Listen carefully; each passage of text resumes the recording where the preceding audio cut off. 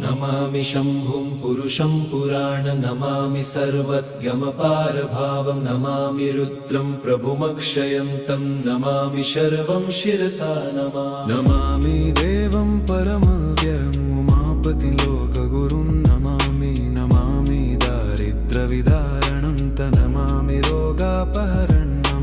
नमामि कल्याणमचिन्त्यरूपं नमामि विश्वोद्भबीजरूपं नमामि विश्वस्थितिकारणं नमामि संहारकरं नमामि गौरीप्रियमव्ययं तं नमामि नित्यं क्षरमक्षरं तं नमामि चिद्रूपममेयभावं त्रिलोचनं तं शिरसा नमामि कारुण्यकरं भवस्य भयङ्करं वापि सदा नमामि दातारं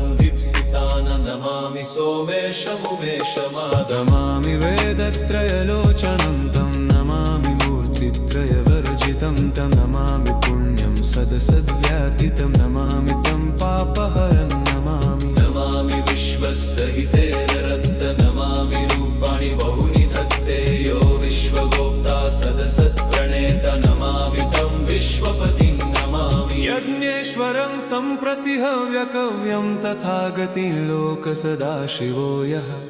आराधितो यश्च ददाति सर्वा नमामि दानप्रियमिष्टदेवं नमामि सोमेश्वरं स्वतन्त्रम् उमापतिं तं विजयं नमामि विघ्नेश्वरनन्दिनाथं पुत्रप्रियं तं शिरसा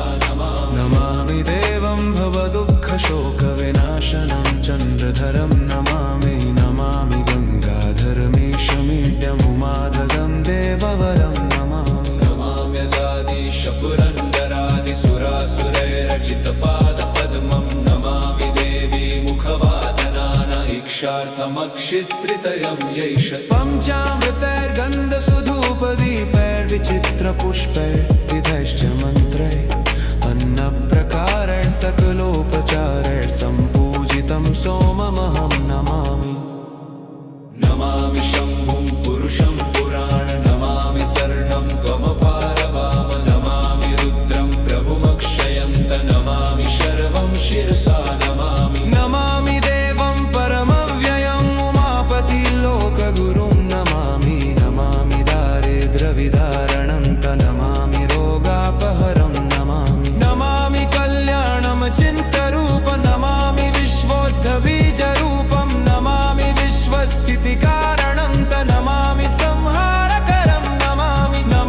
गौरीप्रियमव्ययं नमामि नित्यं क्षरमक्षरं नमामि चिद्रूपममेयभावं त्रिलोचनं तं शिरसा नमामि यज्ञेश्वरं सम्प्रति हव्यकव्यं तथागतिं लोकसदाशिवो यः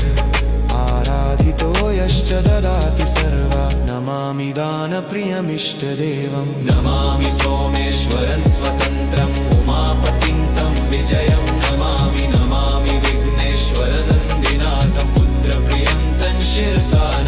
नमामि देवं वरदुःखशोकविनाशनं चन्द्रधरं नमामि गङ्गाधरमीशमीड्यमुमाददं देववरं नमामि कल्याणमचिन्त्यरूपं नमामि विश्वोद्भबीजरूपं नमामि विश्वस्थितिकारणं नमामि संहारकरं नमामि गौरीप्रियमव्ययं नमामि नित्यं क्षरमक्षरं नमामि चिद्रूपममीयभावं त्रिलोचनं तं शिरसा नमामि शम्नेश्वर सम्प्रति हव्यकवं कतिं लोकसदाशिवो यः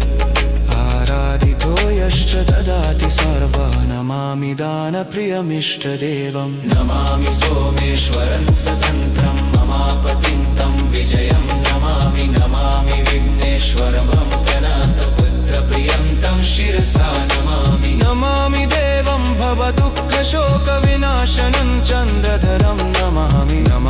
गङ्गाधरमीशमीड्यमुमादहं देवरवं नमाम्यजादीश पुरन्दरादिसुरासुरैरचितपादपद्मं नमामि देवी मुखवादनान इक्षार्थमक्षित्रितयं यैष पञ्चामृतैर्गन्धसुधूपदीपैर्विचित्रपुष्पैर्विधैश्च मन्त्रैः अन्नप्रकारैः सकलो पूजितं सोममहं नमामि।